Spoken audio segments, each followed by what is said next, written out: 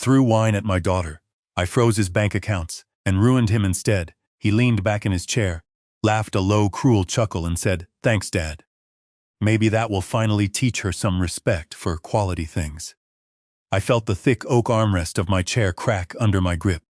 I stood up without saying a word, walked out to the freezing porch, and made one single phone call. "My name is Harlan Blackwood." The dining room inside the sprawling Covington estate was infinitely colder than the bitter November wind that was currently biting at the bay windows outside. The stone fireplace was roaring with imported birch logs that probably cost more than my entire winter wardrobe. No, it was a profound, suffocating coldness of the spirit. The air in that room was thick, heavy with the rich smell of roasted turkey, sage stuffing, and the overwhelming, almost nauseating stench of old money that had gone rotten from the inside out. I wore my best flannel shirt, the one with the least amount of permanent motor oil stains, and a pair of dark, sturdy denim jeans that I had meticulously ironed specifically for this dreaded occasion. To the extravagantly dressed people sitting around this table, I was nothing more than Harlan the grease monkey. My daughter Maya sat directly across from me. She looked thin, far too thin. Her beautiful eyes were constantly darting around the table, anxiously scanning the volatile moods of the people surrounding her, like a terrified soldier navigating a live minefield. She was wearing a simple, elegant white dress that I knew for a fact she had bought on clearance at a discount department store. But against the extravagant backdrop of the Covington family's aggressive opulence, she didn't look wealthy. She just looked fragile. At the absolute head of the table sat Alistair Covington. He was currently holding court, loudly telling a deeply unfunny story about how he had ruthlessly fired his longtime landscape architect simply for planting the wrong specific shade of begonias near the guest house. His wife, Patricia, sat regally to his right, nodding along to his story with a tight, practiced smile. I purposefully kept my head down, focusing on cutting my dry turkey into small, precise, uniform squares. I had made a solemn promise to Maya before we arrived. I had promised her, looking right into her pleading eyes, that I would behave. "Just one night, Dad," she had begged me, her voice trembling slightly over the phone. "Please, just for the holiday. I just want everything to be peaceful for once." So I ate my flavorless, dry turkey. I was doing it for her. A tiny metallic clatter that somehow echoed like a deafening gunshot in the tense, suffocating silence of the dining room. Her heavy silver fork slipped clumsily from her fingers, hit the edge of her delicate porcelain plate, and tumbled onto the mahogany table. It did not break anything. It didn't even scratch the wood. Maya froze, her trembling hand still hovering uselessly in the air, her face rapidly draining of all its color. "I am so sorry," she whispered, her voice barely audible over the crackling of the fireplace. It just slipped." Alistair simply stared at her. "You are clumsy," Alistair stated, his voice low, cold, and dripping with venom. "You have always been so clumsy, haven't you, Maya? It must be genetic." Maya immediately lowered her eyes to her lap, her shoulders hunching defensively. "I am sorry, Alistair. I promise I will be more careful." Alistair scoffed, the sound sharp and ugly. He took a slow, deliberate sip of the expensive wine, swishing it around in his mouth before swallowing loudly. "You actually think a pathetic apology fixes the disruption you cause? Do you have any concept whatsoever of value?" Under the table, I gripped my steak knife tighter. My scarred knuckles were rapidly turning bone white. I expected him to put a reassuring hand on his father's arm and say, "Hey, Dad, let it go," but my son-in-law did not even look up from his screen. Alistair stood up. "You know exactly what your problem is?" He slurred slightly, the alcohol amplifying his cruelty. "The core problem is that you simply do not respect what you have not earned yourself. You grew up in absolute filth, surrounded by nothing, so you treat real luxury like it's filth." A visual lesson. Before my brain could fully process the reality of what was about to happen, Alistair pulled his arm back and threw the entire contents of his crystal glass directly at my daughter's face. It happened in excruciating slow motion. It splashed across Maya's pale face, blinding her momentarily as it got in her eyes. The room was dead, suffocatingly silent. I could hear my own heart hammering against my ribs, pounding out a frantic drumbeat of pure war. It was Trent, my own son-in-law, the man who had stood at an altar, and vowed to love and protect my little girl, actually chuckled. He finally looked up from his phone, saw his beautiful wife covered in dark red wine, looking exactly like the terrified victim of a violent crime, and he laughed. "Thanks, Dad," Trent said casually, shaking his styled head as if he were entertained by a comedy show. "Honestly, maybe that will finally teach her some actual respect. She is always breaking things. You should see our apartment. Maybe now she will actually learn to be careful." I looked at him. I stared at this man, this entitled, arrogant boy playing dress-up in a ridiculously expensive Italian suit, and I felt a cold, terrifying darkness rise up from the bottom of my soul. A darkness I had successfully buried and had not felt in over 30 years. She did not look at my weeping daughter with an ounce of maternal concern. "Great, Alistair," she snapped, her tone dripping with irritation. "Now the imported linen is ruined, it's vintage." She turned her icy, unforgiving gaze back to Maya, who was still paralyzed in shock. "Well, don't just sit there dripping all over my hardwood floor. Go to the kitchen and clean yourself up immediately. Soak it in cold water right now. Honestly, Maya, you are ruining the entire aesthetic of the dinner." Maya scrambled to stand up, her chair scraping loudly and against the floor. She was far too ashamed of her own humiliation. "I am so sorry," she sobbed, the sound breaking into 1,000 shattered pieces. "I am so sorry." She turned and practically ran toward the swinging kitchen doors, the pathetic, heart-wrenching sound of her weeping trailing behind her like a ghost. I sat there alone at the table, surrounded by 3 absolute monsters. Trent seamlessly went right back to staring at his phone, still quietly chuckling to himself at his wife's expense. Patricia simply raised her hand and signaled for the hired server to bring fresh, folded napkins. To them, I was nothing more than part of the furniture. Or so they confidently thought.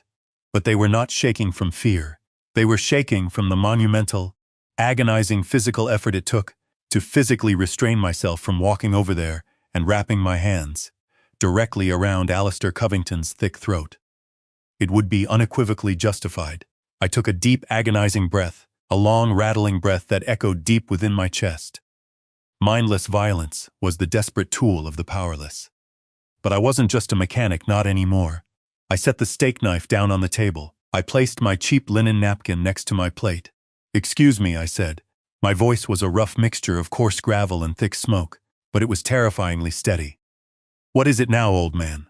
Or are you going to go into the kitchen and help your pathetic daughter scrub my floor? Cleaning up the messes of your betters?" Trent didn't even bother to look up from his screen. He merely waved a dismissive hand in the air. "Go on, Harlan, go comfort her. It is embarrassing to listen to." I stood up. "I am going to step aside for a quick smoke," I said quietly. "Yeah, you do exactly that, Harlan, but don't do it on my front porch. Go down by the edge of the driveway where the hired help parks." I turned my back on the 3 of them. It felt remarkably clean compared to the stench inside. I finally reached my old beaten-up Ford truck. The faded paint was actively peeling off the hood, and the heavy metal bumper was held on by a thick piece of wire. I leaned against the freezing cold metal of the truck bed. I reached deep into the inside pocket of my flannel jacket and pulled out a phone. It was an unbranded, simple black flip phone. "Yes, sir," a sharp voice answered immediately. "Weiss," I said, my breath pluming in the freezing air. "I am currently at the Covington estate. I hope the holiday dinner is pleasant, sir," Weiss replied politely, though he had worked for me long enough to instantly hear the terrifying, suppressed edge in my rough voice. "It is unpleasant, Weiss," I said, looking back up the long driveway at the sprawling house, where the warm golden light spilled from the windows, hiding the absolute rot inside. "I need you to activate the sunset clause." There was a brief, stunned pause on the other end of the secure line. "The sunset clause, sir? That is the absolute nuclear option. It will effectively bankrupt Covington Enterprises within the hour." "Are you certain about this?" I stared intently at the glowing window of the kitchen. Even from out here, I could see a small, fragile silhouette moving frantically back and forth. It was undoubtedly Maya, scrubbing a piece of ruined cloth, while her horrible mother-in-law likely stood over her, shouting cruel orders. I then looked at the large dining room window and saw the distinct silhouette of Trent raising his wine glass in a celebratory toast with his abusive father. I thought about the cruel laughter, I thought about the 3 agonizing years of subtle insults, the calculated ways they constantly made her feel small, the way they treated her exactly like a disposable servant in her own marriage.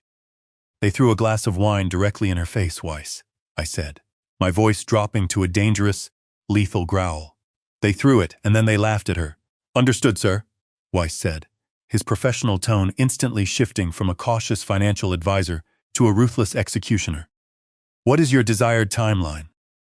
Right now, I stated firmly. I want every single one of their credit cards to painfully bounce before they even serve the pumpkin pie.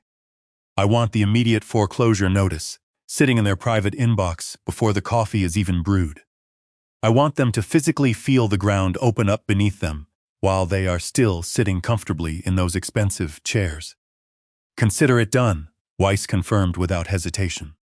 And Trent, I added, the anger burning hot in my chest. Trent currently works for a specific subsidiary that we silently acquired 3 months ago. Does he not? Yes, sir. He is currently serving as the regional sales director. Fire him, I commanded. Terminate him for extreme cause. Hit him with embezzlement, gross incompetence. I don't care what you use. And cut his entire severance package to 0. It will be executed immediately. Is there anything else? Sir? Yes, I said, my eyes scanning the sprawling architecture of the mansion. By the total debt on this specific house, I happen to know Alistair is leveraged to the hilt. Buy the entire note directly from the bank at a premium. I want to personally own the roof over their miserable heads. I will have the legal paperwork fully executed in exactly 10 minutes. Please enjoy the rest of your dinner, Sir Weiss, I said softly, pausing for a moment.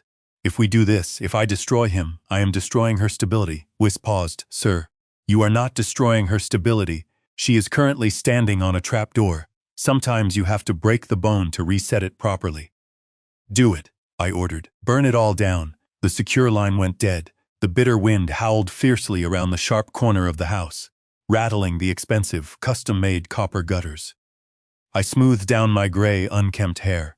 They believed I was just Harlan the mechanic. They thought I was a poor, pathetic old man who fixed leaky radiators and changed dirty oil just to scrape together enough cash to survive another week.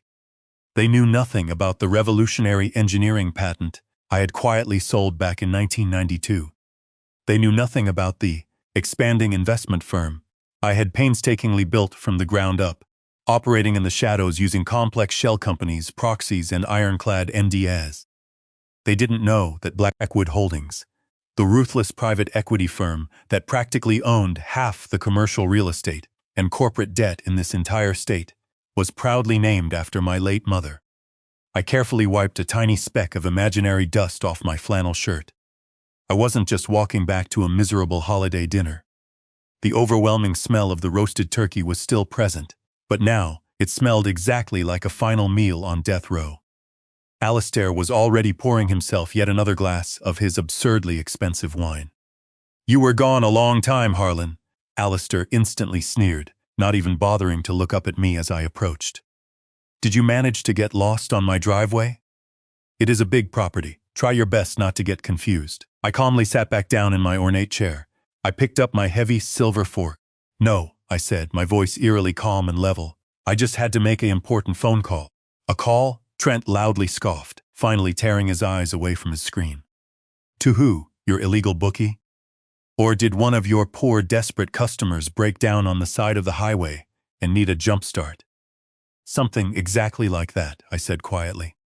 I looked across the table at Maya. Her beautiful eyes were horribly red and swollen from crying, and her pale face was scrubbed raw where she had frantically tried to wash off the alcohol. The front of her dress was deeply stained an ugly, jagged pink, but she sat there, trying to be brave. I looked right at her, and I offered a small, deeply reassuring smile. Eat your dinner, sweetheart, I told her gently. It is going to be an interesting night. She looked at me, clearly deeply confused by my sudden, unnatural calmness, but she obediently picked up her silver fork. Alistair loudly raised his crystal glass to family. He bellowed, his flushed face shining with grease and overwhelming arrogance. And to always knowing your proper place in the world. I raised my simple water glass. To knowing your place, I repeated softly. Patricia noticed that Maya was merely pushing her food around her plate. She set down her fork with a sharp, aggressive clatter that made my daughter visibly jump.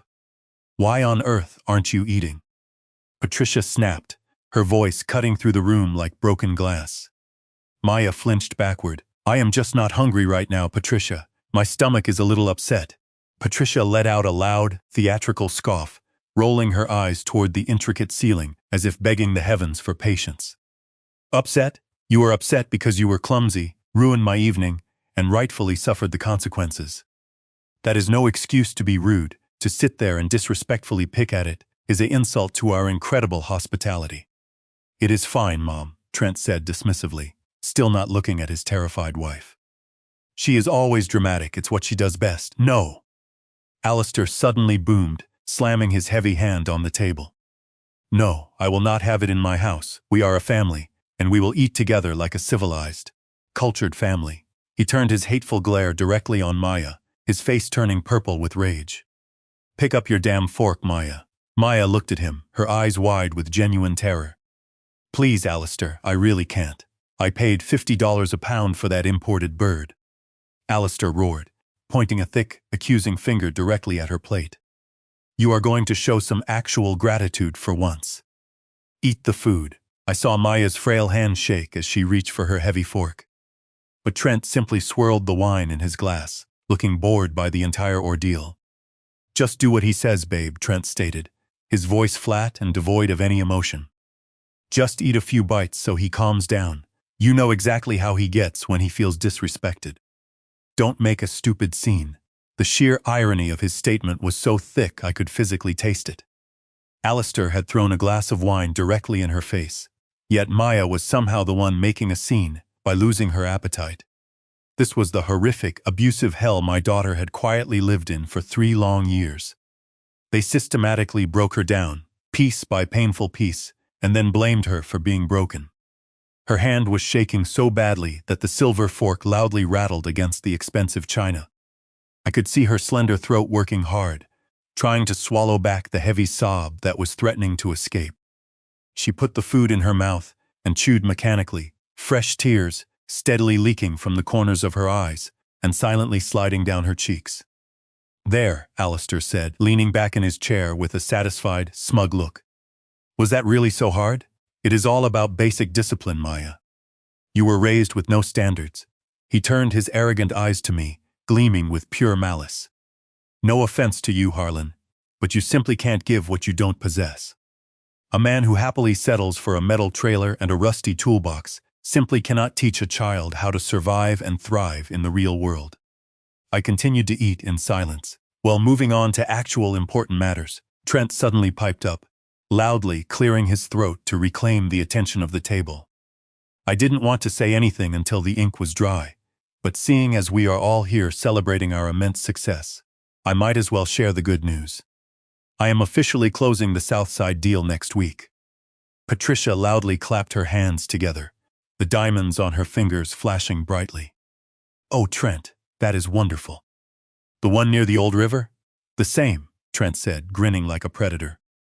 "We are finally bulldozing that entire stretch of disgusting rot. We are going to clear them all out before Christmas." I felt a tight muscle in my jaw jump. I knew that specific trailer park well. I supposedly lived in that trailer park. "It is going to be magnificent," Trent continued, oblivious. "Luxury condos, high-end retail shopping, a private marina. We are talking about a $200 million valuation. And the absolute best part is my personal commission on the land acquisition alone is going to firmly put me in a different tax bracket." I looked at Maya. She was staring blankly at her hands, her face pale. She knew the absolute truth. She knew there was no commission. "That sounds impressive." "Trent," I said quietly, "it sounds like you are making a fortune. It is called actual ambition." "Harlan," Trent sneered, "you should try it." I chewed my dry turkey, swallowing the heavy insult. "So," I said, my voice cutting through the smug atmosphere, "with all this life-changing money coming in, I strongly assume you will finally be paying off the high balances on your maxed-out credit cards soon?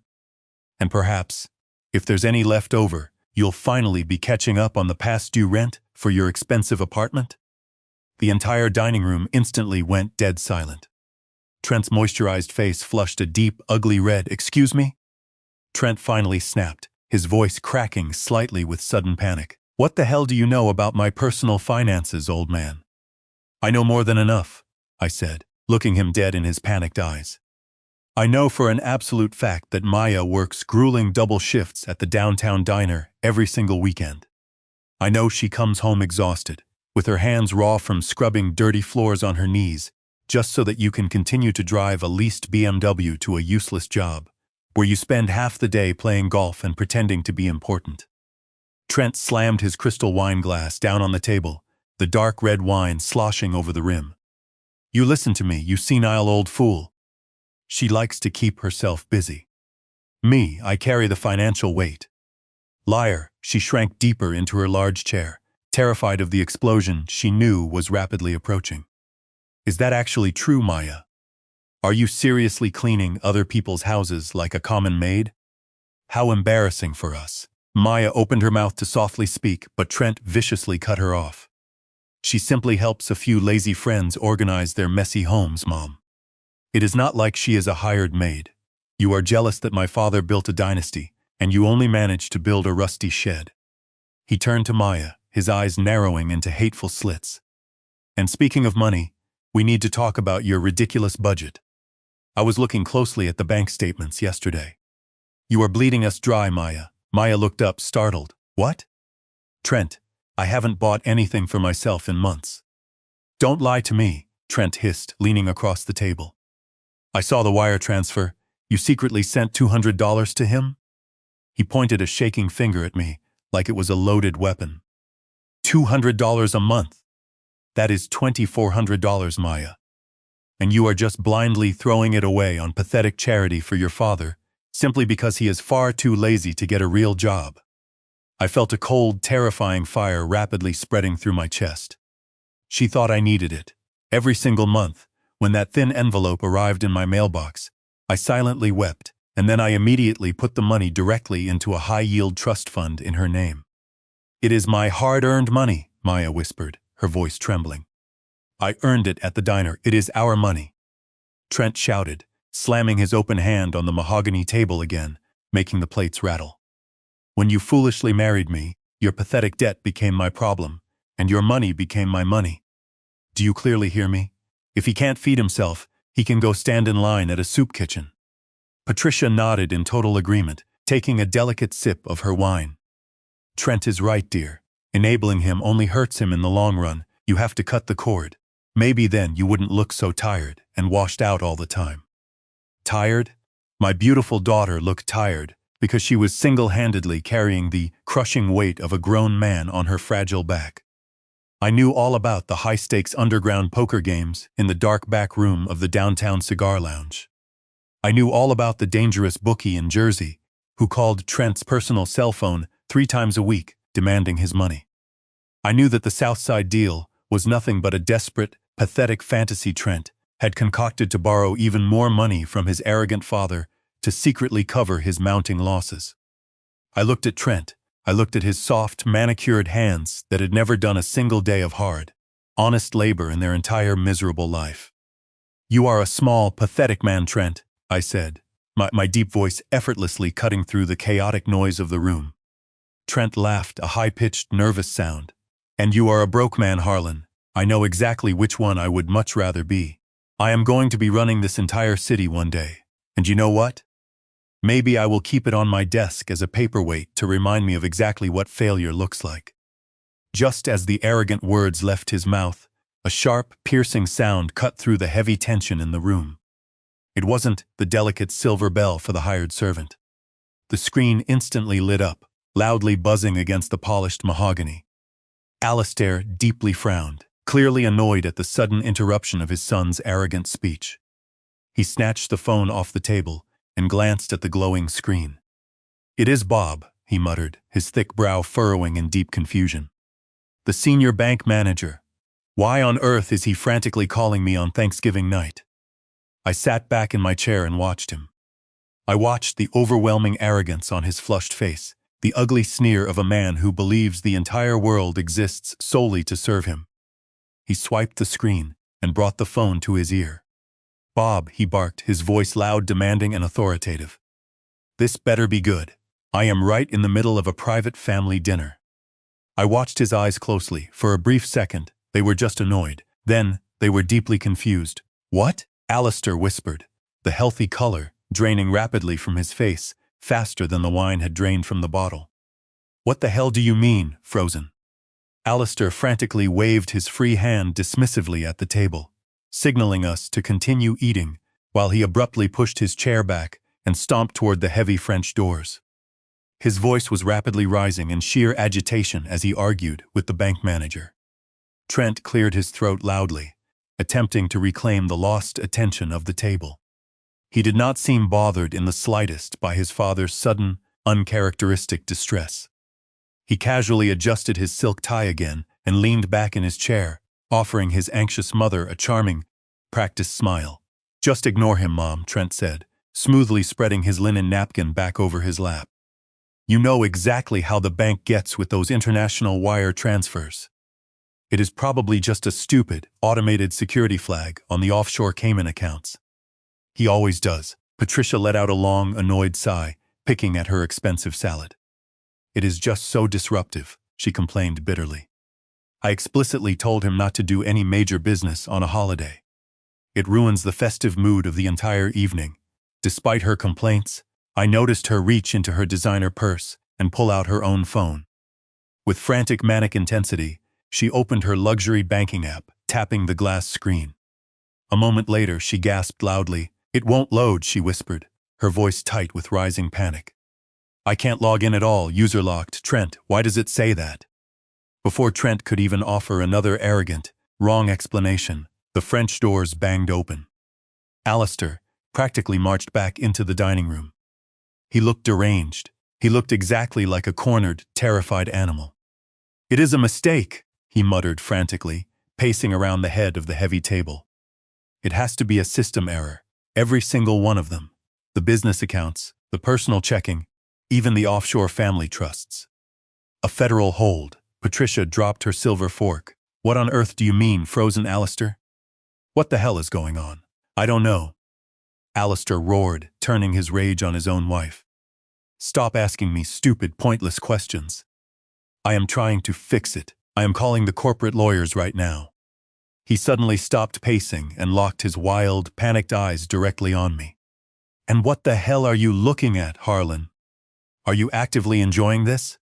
You have probably never had more than $50 in the bank at one time, so you have no idea what it is like to deal with real, high-level finance. This is complicated, way above your pathetic pay grade. I picked up my water glass and took a slow, deliberate sip. My eyes briefly moved to the grandfather clock. It sounds stressful, Alistair, I said calmly, my voice steady. Perhaps you should check your email. Sometimes banks send automated notifications. Alistair sneered at me, his face twisting with pure hatred. I do not need technical advice from a broke old man who still uses a pathetic flip phone. Actually, no, don't. Get out. He pointed a shaking finger toward the front door. Get out of my house, Harlan. I am sick of looking at your face. We have sensitive family matters to discuss. Maya instantly stood up, overwhelmingly eager to escape the nightmare. Come on, Dad, she whispered frantically, reaching out and grabbing my arm. Let's go, please. Let's just go home. Trent grabbed her other arm, yanking her back down into the heavy chair. Sit down, he commanded, his voice sharp and cruel. He told him to leave, not you. You stay right exactly here. You are going to help Mom clean up this mess in the dining room. If there is $200 to give to him, there is $200 that belongs to me. I sat there and watched him physically handle her. I watched his soft, manicured fingers dig painfully into her fragile arm. The invisible line had been crossed miles ago, but now we were in new, dangerous territory. I looked directly at Trent. Let go of her arm, I said softly. Or what, Harlan? Go wait by your junk truck. I stood up. I didn't just stand up like an old, tired man. I stood up exactly like a mountain rising from the sea. I placed both of my heavy, scarred hands firmly on the mahogany table and leaned forward, closing the distance between us. I am going to give you exactly 10 seconds to let go of my daughter, I said, my voice dropping a full octave, rumbling with a suppressed violence that instantly silenced the room.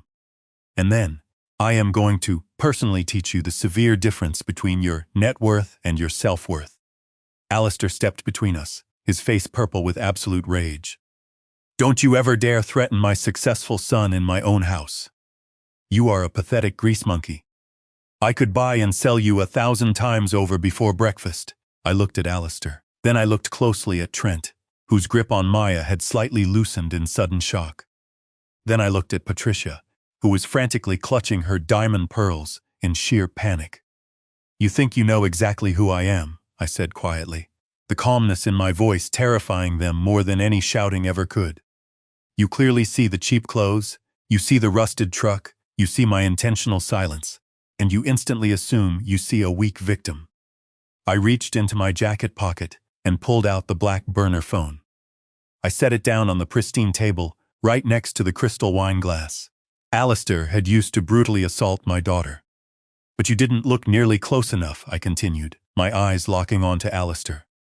You never once stopped to ask why the supposedly uneducated mechanic knows so much about complex corporate law. You didn't ask why the grease monkey never once complains about the rising cost of auto parts. You didn't even bother to ask whose actual name is printed on the deed of the land you are currently standing on. Trent frowned deeply, sheer confusion finally breaking through his arrogant mask. What on earth are you talking about, Harlan? You live in a metal box. Alistair snorted loudly, trying to regain his dominant footing. He is delusional. Harlan, you have officially lost your mind. Just as Alistair raised his voice to shout again, Trent's expensive smartphone suddenly began to vibrate against the mahogany table. Trent looked down at the glowing screen, his annoyance immediately returning. Great, Trent muttered bitterly, picking up the device. Now Henri is calling me on a holiday. Doesn't anyone in the corporate office understand what Thanksgiving is? I stood still and simply watched him. Henri was the senior director of human resources at North Stream Logistics. I knew exactly why he was calling at this exact moment. Weiss was operating with terrifying precision. Henry, he answered, his tone dripping with his usual arrogance. This better be an absolute emergency. I am in the middle of an important family dinner with my father. The dining room was so silent that I could actually hear the faint muffled sound of Henri's stern voice leaking from the earpiece. Trent's practiced smile instantly vanished. Excuse me. I practically run the entire division. There was a brief pause as Henri continued speaking. Embezzlement? Trent shouted, his voice cracking into a high pitch. That is a ridiculous accusation. I demand to speak directly to the CEO right now. Another pause. What do you mean the parent company? Trent stammered, visibly sweating now. What parent company? North Stream is independent. We haven't been acquired. You cannot legally freeze my corporate accounts. Alistair looked wildly between his panicking son and me, his own fear escalating. Trent, what the hell is going on with your job? Trent ignored his father, gripping his phone so tightly, his knuckles turned white. Henry, listen to me, do you hear me? Trent lowered the phone, staring blankly at the dark screen. He hung up on me, Trent whispered in absolute shock. He said North Stream was silently acquired 3 months ago by a private equity firm. They zeroed out my entire severance package. They can't do that. Patricia shrieked, clutching her heavy diamond necklace. Alistair, do something. Call your corporate lawyers right now. I can't call anyone, Alistair roared back, spittle flying from his lips. My accounts are frozen. I don't even know if I can pay the damn lawyers. Patricia frantically turned to her son. Trent, you have to use your black card to pay the private caterer. They are waiting in the kitchen for the remaining balance. Trent looked physically ill. His hands were shaking as he reached into his suit jacket and pulled out his sleek black credit card. Mom, Henri said they actively flagged all my personal accounts for suspicious activity. He said the parent company is pressing criminal charges. Just try the card, Trent, Patricia screamed, her carefully constructed elegance shattering into pure hysteria. It's declined, he choked out. The account balance is totally locked. Available credit is 0. They shut off everything. Suddenly, a loud, distinct mechanical noise echoed loudly from the front of the estate. What now? Alistair yelled, rushing toward the large bay windows that overlooked the expansive driveway. We all watched through the expensive glass as a heavy-duty tow truck expertly backed up toward Trent's leased, top-of-the-line BMW. "Hey," Trent screamed, sprinting toward the front door. "Hey, you can't do that. That is my car." "Stop." He threw open the heavy front door and charged out onto the freezing porch. I walked behind them, stepping out into the biting wind, thoroughly enjoying the spectacular view. "Stop right there," Trent demanded, running down the gravel driveway, waving his arms frantically. "You are illegally stealing my vehicle. I will call the police." The tow truck driver calmly finished securing the heavy chains, wiped his greasy hands on a rag, and pulled a crumpled piece of paper from his pocket. "Are you Trent Covington?" the driver asked, unimpressed by the expensive suit. "Yes, I am Trent Covington, and you need to unhook my car this instant." The driver simply handed him the crumpled paper. "This is a direct repossession order from the primary lien holder. The vehicle is officially being repossessed by the parent company. I get paid by the hour." Trent stared blankly at the piece of paper, his entire world shattering into tiny, irreparable pieces right in front of his eyes. "But how?" he whispered, his voice hollow. "How did they orchestrate a repossession on Thanksgiving night? The firm that hired us pays triple overtime for immediate execution," the driver said with a shrug, climbing back into the cab of the truck. "They really wanted this car gone tonight. Have a happy Thanksgiving." The heavy diesel engine roared to life, and the tow truck pulled away, dragging Trent's ego and his shiny BMW down the long driveway and out into the dark night. He had nothing left. In the span of exactly 15 minutes, he had lost his prestigious job, his entire income, his corporate car, and his fake, carefully constructed reputation. "This is a nightmare," she cried loudly. "This is a horrific, unexplainable nightmare. What is happening to our family?" Alistair was pacing the porch, furiously dialing numbers on his frozen phone, screaming into the receiver when the automated messages repeatedly told him his accounts were totally locked. She was standing there, shivering slightly in the freezing air, her eyes wide with total shock. She was just watching the incredible, systematic destruction of the monsters who had ruthlessly tormented her. It was a bright red, flashy sports car, speeding up the gravel and coming to a screeching halt right next to where Trent's BMW used to be.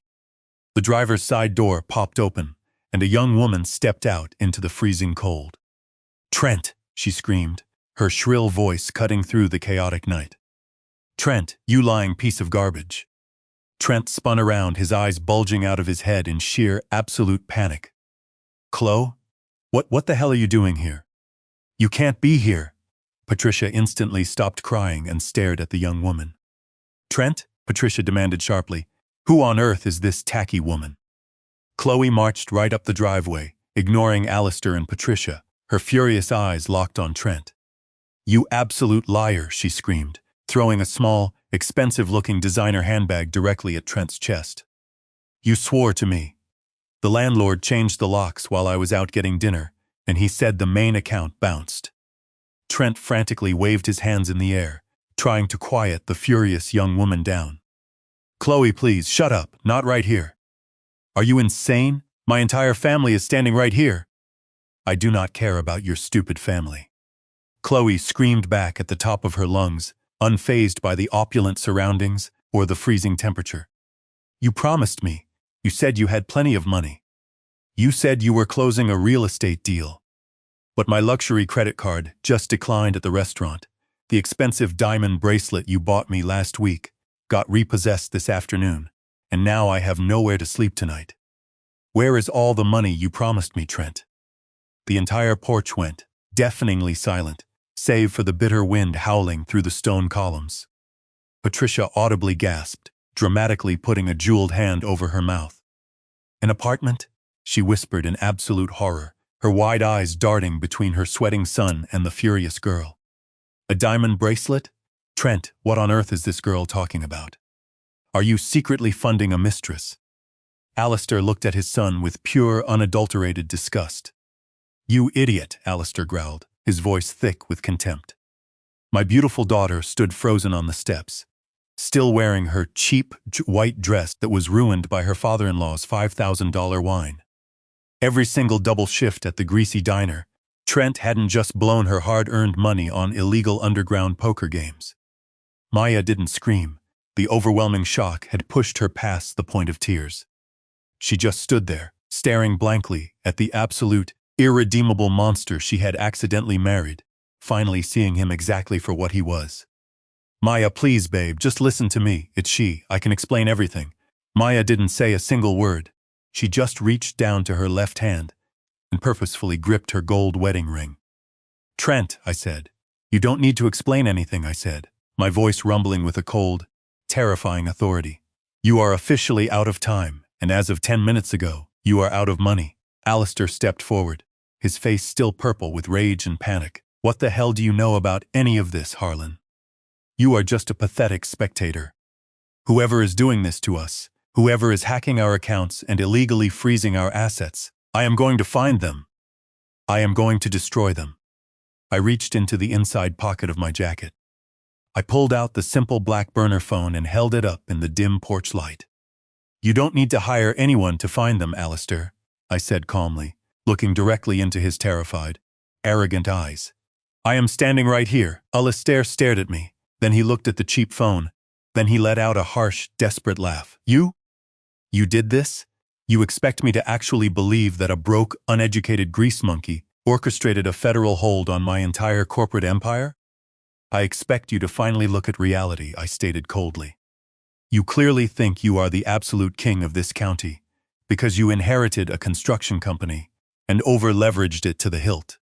You think you are smart because you scream at waiters and fire gardeners.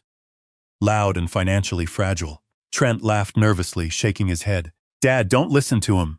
He is just trying to capitalize on a banking glitch to make himself feel important. In 1992, I began, my voice steady, commanding the absolute attention of everyone on the freezing porch. I personally invented a revolutionary hydraulic valve system that is currently used in almost every single piece of heavy commercial machinery in the world. I operated from the shadows because I despise the exact kind of flashy, arrogant people who buy $5,000 bottles of wine just to show off. Patricia clutched her expensive pearls, her mouth hanging open. No, you are just a mechanic. You ran a background check on Harlan Blackwood, the mechanic. I corrected her sharply. You didn't run a deep corporate audit on the primary owner of Blackwood Holdings. Because if you had, Alistair, you would have realized that my firm silently bought up the second mortgage on this exact estate 3 months ago, when you foolishly needed quick cash to quietly cover your gambling losses in Macau. Alistair visibly staggered backward, physically hitting the heavy oak door. Blackwood Holdings, he whispered, his voice trembling. Sterling just told me. Sterling said Blackwood Holdings initiated the sunset clause. They did, I confirmed, my voice as cold as the November wind. I explicitly gave the direct order while I was standing by my rusted truck in your driveway. I told him to zero out Trent's corporate severance package.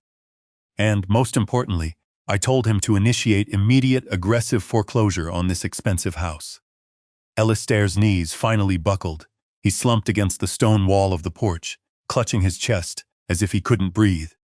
You own my debt, he croaked, gasping for air. I own everything, Alistair, I stated flatly, the truth finally slamming down like a heavy vault door.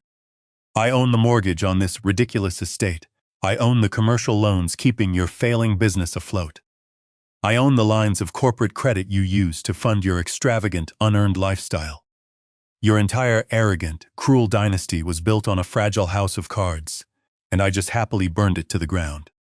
Patricia let out a horrific, piercing wail. My house. We have a social standing in this community. You have nothing, I snapped, my voice finally rising, echoing loudly across the empty lawn. You have nothing but the expensive clothes on your backs. And tomorrow morning, when the local sheriff arrives with the official eviction notices, you won't even have a roof to put over your arrogant heads. Trent shook his head, frantically backing away from me as if I were a literal ghost. No, Harlan, you cannot do this. I am your son-in-law, Maya, tell him. Tell him to stop this crazy joke right now. I turned my intense, burning focus onto Trent. You are not my son, I growled, taking a slow, deliberate step toward him.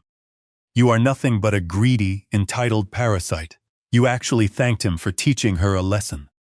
You arrogantly sat at that table and berated her for secretly saving $200 a month for her supposedly starving father, while you were actively blowing thousands of dollars of her hard-earned diner tips on a luxury apartment for a tacky mistress. Chloe, the furious mistress, crossed her arms, shivering in the cold. Yeah, and he actively lied about the Southside deal too. He told me he was closing a $200 million deal next week. There never was a Southside deal, I stated firmly, my eyes never leaving Trent's terrified face. The old trailer park you so eagerly wanted to bulldoze to the ground? The one you arrogantly called a disgusting pit of rot and transience? You couldn't have legally bought that land. If you had $1 billion in cash, you lied to your greedy father to secure more gambling money. You lied to your desperate mistress to keep her quiet, and you constantly lied to my daughter to keep her trapped in your miserable hell. Trent's knees finally gave out. He collapsed onto the freezing stone porch, dropping right down onto his expensive suit pants. Please, Harlan, Trent begged, his voice breaking into a pathetic, high-pitched sob. Tears were actively streaming down his pale, moisturized face, mixing with the cold sweat. Please, I am so sorry, I was horribly wrong. The pressure from my father. The corporate job, I will be a totally different man. Just please, reverse the federal hold. Please don't let them illegally take my car. Don't let them take everything I have. I looked down at the pathetic, weeping man groveling at my dirty work boots. He was crying solely because he had finally brutally lost his unearned power. The brutal lesson is officially over, Trent, I said quietly, firmly pulling my jacket out of his weak, desperate grasp. And the final bill has successfully come due. Alistair was still leaning against the wall, frantically hyperventilating, his expensive dress shirt soaked in cold sweat. Patricia was loudly sobbing into her hands, ruining her expensive makeup, mourning the absolute loss of her country club status and her empty house. The furious mistress, realizing there was no money left to extract from this pathetic situation, loudly scoffed in sheer disgust, turned on her high heels, and quickly marched back to her flashy red car, speeding off into the dark night. But she wasn't shivering anymore. For the first time in 3 long, agonizing years, she stood tall. Her shoulders were firmly squared, and her beautiful eyes were clear. She looked down at Trent, who was still sobbing and hyperventilating on the freezing stone floor. Get up, Trent, Maya said. Her voice wasn't loud, but it was firm, laced with an absolute, icy disgust that was foreign to her usual gentle nature. You are embarrassing yourself in front of my father. Trent looked up at her, his red, puffy eyes wide with sudden, desperate hope. Maya, babe, tell him to stop this nightmare. Maya didn't even blink. She reached down to her left hand. She firmly grabbed the expensive, gaudy diamond engagement ring and the matching wedding band that Trent had arrogantly bought with his father's debt. With a swift, decisive motion, she forcefully pulled them off her finger. I don't need your fake, leveraged money, Trent, Maya stated, her voice echoing clearly in the cold night air. I don't need this empty house, I don't need your cruel family, and I definitely do not need you. With a flick of her wrist, she threw the expensive diamond rings directly at Trent's face. You can keep the rings, she added coldly. Maybe you can pawn them tomorrow to pay for a cheap motel room. Because you are not sleeping in my apartment ever again. Trent let out a horrific, guttural wail, scrambling on his hands and knees across the freezing stone to frantically search for the discarded diamonds in the dark. She turned her back on the sprawling estate, turned her back on the arrogant, destroyed family, and walked directly toward me. Let's go home, Dad, she said softly, wrapping her freezing arms tightly around herself. Okay, sweetheart, I replied, gently, placing my heavy, warm flannel jacket firmly around her trembling shoulders to protect her from the bitter wind. Let's go. Alistair Covington, the proud, arrogant titan of industry, finally broke. He hit the freezing stone floor with a dull, pathetic thud, his expensive Italian leather shoes scraping helplessly against the rough surface. He buried his flushed, sweating face deeply into his shaking hands, letting out a horrific, guttural sound that was caught somewhere between a desperate sob and a dying gasp. I am ruined, Alistair croaked, the terrible realization fracturing his fragile mind. Everything is gone. I am totally ruined. Patricia, witnessing the absolute instantaneous collapse of her powerful husband, lost whatever tiny shred of fake elegance she had left. She fell to her knees right next to him, tearing at her styled hair, her diamond necklace digging painfully into her thin neck. "You can't let them illegally take the house, Alistair," she shrieked, her voice echoing wildly across the manicured lawn. "Where on earth are we going to live? My entire social standing will be destroyed. We will be poor." I stood tall on the top step, looking down at the catastrophic wreckage of the Covington dynasty. The freezing November wind whipped at my worn flannel jacket, but I felt nothing but a deep, satisfying warmth spreading rapidly through my chest. "Your precious social standing was destroyed the exact second you threw a glass of wine into my daughter's face," I stated, my voice echoing with the terrifying final authority of a merciless judge delivering a death sentence. "You believed you were untouchable simply because you inherited a construction company from your father. You just stole from everyone around you until you eventually ran out of innocent victims." I walked down the heavy stone steps, the gravel crunching loudly under my heavy work boots as I approached the pathetic, sobbing men. "You have exactly 12 hours to vacate this property," I commanded coldly. "The local sheriff has already been formally notified, and the federal eviction notices will be served directly to you at sunrise. Do you clearly understand me?" Alistair didn't even look up.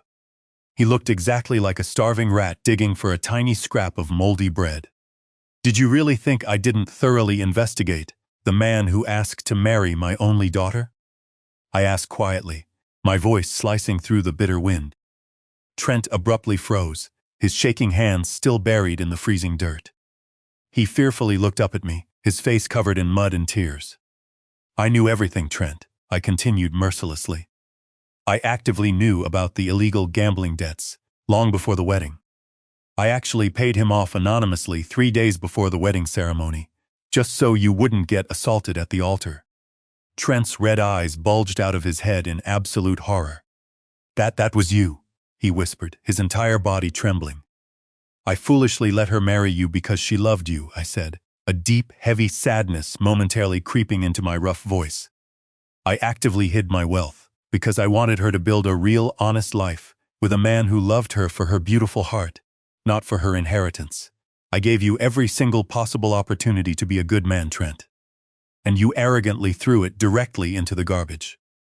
I took one final, deliberate step toward him. "You are nothing now. You have no job, no money, no car, and no future in this entire state. If I ever see your pathetic face anywhere near my daughter again, I won't just bankrupt you. I will erase you from existence."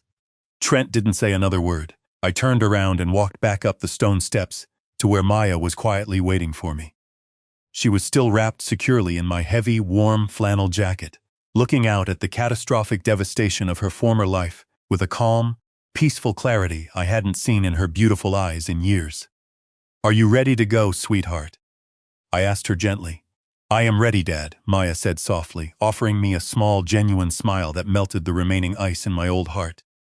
"I am more than ready." We walked together, arm in arm, directly down the long, winding gravel driveway. We walked past the manicured hedges that Alistair had so arrogantly bragged about. We finally reached my old, rusted Ford truck. "It's not exactly a luxury ride," I said with a soft chuckle. Maya smiled, climbing into the torn, worn-out passenger seat and pulling the heavy door shut. "It is the most beautiful car I have ever seen in my entire life, Dad." I walked around to the driver's side and climbed in. I reached into my pocket, pulled out my keys, and turned the ignition. The old engine instantly roared to life, a deep, throaty rumble that somehow sounded exactly like absolute victory. I pulled the old transmission into gear and pressed the heavy gas pedal. The rusted truck lurched forward, the heavy tires crunching loudly against the expensive gravel as we pulled away from the dark Covington estate, just a hollow shell of a mansion and the terrible, pathetic people who had hollowed it out. Maya looked over at me from the torn passenger seat as we drove down the dark, quiet country road, leaving the sprawling Covington estate far behind us in the freezing night. The heater in the old truck was blasting, finally warming the freezing air inside the cab. "Dad," she said softly, her voice barely audible over the loud, constant rattling of the rusted engine block. Are you actually really a billionaire? I looked over at her, gripping the old cracked steering wheel, and I let out a low, genuine chuckle that vibrated deeply in my chest. Technically speaking, yes, sweetheart, I suppose I am, I replied, keeping my tired eyes focused on the winding, dark road ahead. But honestly, I am still just the exact same tired old grease monkey who taught you how to properly change a flat tire when you were 12 years old. I am still the exact same man who loves you more than anything else in this entire miserable world. The bank accounts, the complex corporate trusts, the aggressive shell companies. They simply don't define who I am. And tonight I finally had to use those heavy tools to permanently fix a broken problem. Maya quietly rested her head against the cold glass of the passenger window, actively watching the dark, towering pine trees blur past us in the cold November night. I thought I was trapped in that house, Dad, she whispered, a fresh tear sliding down her pale cheek, catching the faint glow of the dashboard lights. I thought I was stuck in that horrible, abusive marriage forever. I thought that terrible, toxic reality was exactly what I deserved. You never, ever deserve to be abused, Maya, I said firmly, my voice thick with protective emotion. You are a strong, brilliant, and deeply kind woman. The cruel Covingtons relied on the terrifying illusion of immense power to keep you trapped. But the absolute truth is, illusions are fatally fragile. The exact second you shine a bright, unforgiving light on them, they vanish into thin air. We drove in comfortable, deeply peaceful silence for several long miles. The oppressive, heavy tension that had suffocated my entire body all night finally dissipated, replaced by a profound, settling sense of ultimate justice. As we approached the small, neon-lit edge of the quiet town, I finally saw the bright, glowing sign of the old, familiar 24-hour diner where Maya worked her grueling weekend shifts. Are you still hungry, sweetheart? I asked gently, pulling the heavy truck into the empty parking lot. I know for a fact you barely ate a single bite of that dry, extremely expensive turkey. Maya looked up at the bright, glowing diner sign, and a wide, genuine smile finally broke across her tired face. I am starving, Dad. I could easily eat an entire cherry pie by myself. We parked the old truck and walked into the brightly lit, warm diner. Maya, the waitress asked, quickly wiping her hands on her stained apron. Honey, what on earth are you doing here on Thanksgiving night? And what in the world happened to your beautiful white dress? Maya casually looked down at the dark red wine stain covering the entire front of her cheap dress, and then she looked right back up with a bright, fearless smile. I just spilled a little bit of cheap, worthless wine, Brenda, Maya said cheerfully, sliding comfortably into a worn-out red vinyl booth. Can my dad and I please get 2 plates of the Thanksgiving special, with extra hot gravy and a whole cherry pie? I sat down directly across from her, quietly resting my scarred, working hands on the sticky, cheap Formica table. I looked around the small, slightly dingy diner. There was no expensive crystal, no polished mahogany, and no $5,000 bottles of imported wine. But the air in here was warm, honest, and pure. In the absolute end, the brutal, terrifying events of this Thanksgiving night taught me a profound, undeniable truth. Amounts of money is nothing more than a giant, unforgiving magnifying glass. It doesn't actually change who you fundamentally are. It simply reveals to the entire world exactly who you have been all along. And never ever judge a man solely by the dark, heavy grease permanently stained on his working hands. But they can definitely be permanently lost in a single, terrifying heartbeat if you ever forget exactly where you came from.